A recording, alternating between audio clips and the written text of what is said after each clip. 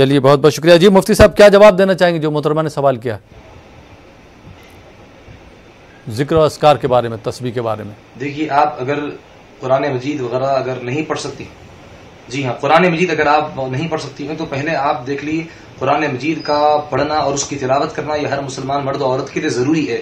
اگر آپ نہیں سیکھی ہیں تو آپ اس کو سیکھ لیجیے. بہتر ہوگا کہ آپ اپنے بچوں سے یا پھر کوئی اور اگر معلمہ ہے تو اس کو آپ جو ہے اس کے پاس جا کر ان کے پاس مکمل طور پر سیکھ لیں. یعنی جتنا آپ تلاوت کر سکتے ہو تو اتنا سیکھ لیں، یہ ضروری ہے.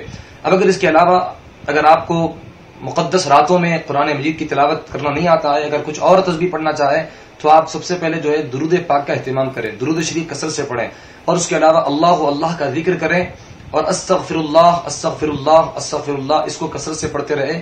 یہ بہت فضیلت والے نام ہے اور بہت فضیلت والے تسبیحات ہیں. اور اس کے علاوہ سبحان اللہ سبحان اللہ سبحان اللہ، ان تسبیحات کو جو ہے آپ پڑھتے رہیں، آپ کے لیے آسانی پیدا ہوگی. جی بہت بہت شکریہ مفتی سید